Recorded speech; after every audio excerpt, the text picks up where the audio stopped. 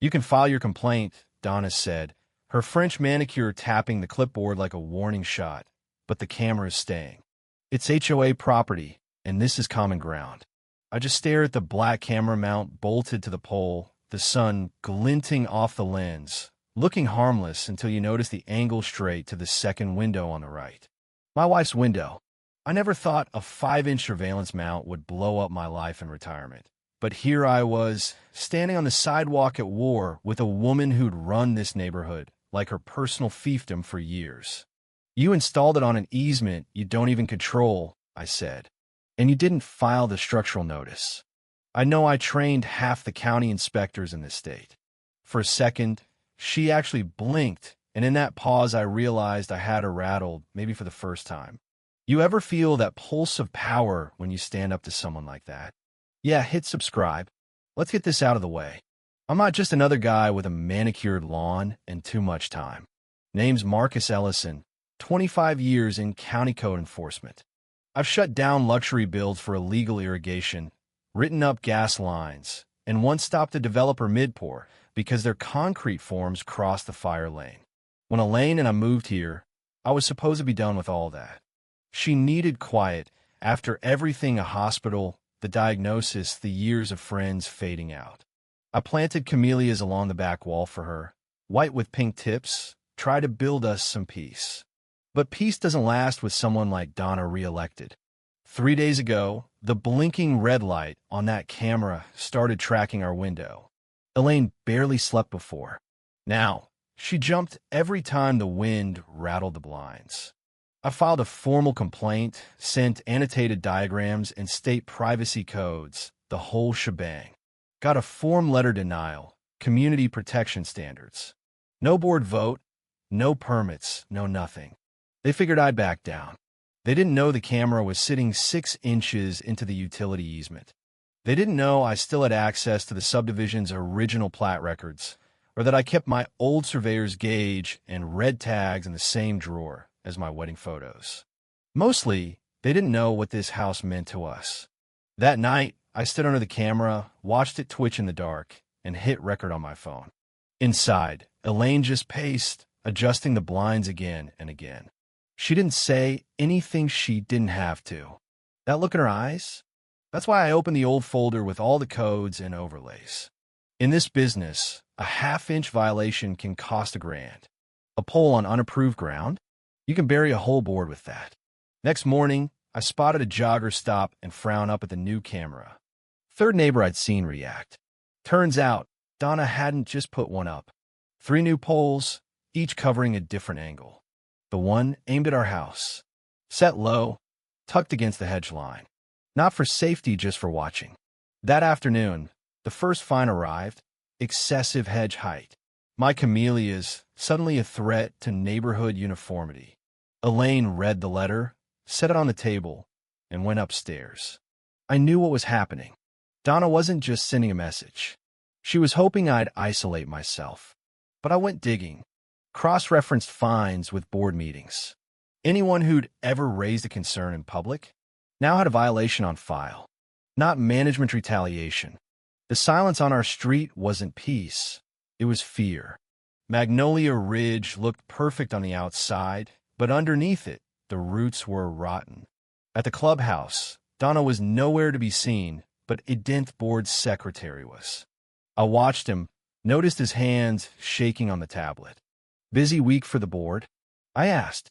He gave a nervous chuckle. Security upgrades, neighborhood safety. You logging footage from the East Pole? I said, and his finger froze mid-tap. Donna said it was temporary, he muttered. She pushed it through when half the board had left. He looked younger suddenly, smaller. I told him he wasn't the one in trouble, but he should be ready for what's coming. A couple days later, I spotted him out under the pole, just standing there, hand resting on it like it could talk back. We had one of those quiet conversations, the kind where both people know the truth but dance around it. He admitted Donna ran the show, logged every complaint, fined anyone who pushed back. My wife loves this neighborhood, he said. We moved here after, well, we just needed calm. But now, calm had turned to surveillance. I asked if he had the vendor's contact info. At first, nothing. Then he handed me a crumpled printout HOA invoice, vendor name, and a number. The vendor wasn't licensed, and Donna had signed for everything herself. "I shouldn't be talking to you," he said. "But you are," I replied. That was the first real crack in the wall. The next week, more violations showed up-unit-approved plant density, obstructing equipment for clipping a sunshade over our window. Donna had stopped pretending this was about policy. Elaine stood behind me as I spread the letters out. She looked just like she did after her last scan at the hospital, scared but stubborn. I promised her we wouldn't live like this. Out on the community trail, I found a fourth camera rigged amateur style to a utility pole, no ID plate, no sticker, just wires zip-tied into a weatherproof box. Donna had gone rogue. I sent the photos to my old friend Caldera in zoning enforcement. 2 hours later, she called. "No filings, no clearances?" "Send everything," she said. "This isn't just a code issue. This is going to trigger a compliance audit." I knew what that meant: liability that insurance companies would not cover. That was Donna's blind spot.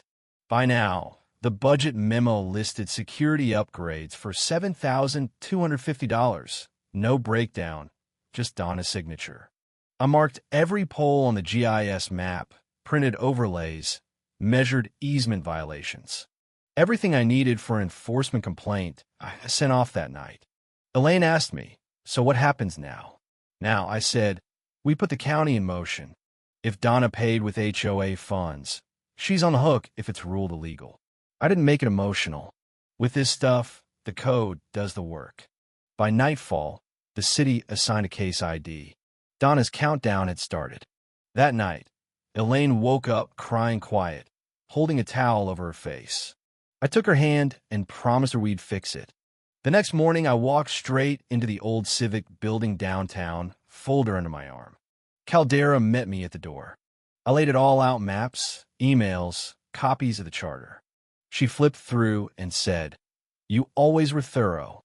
The vendor Donna used had a history of using fake names, never permitted.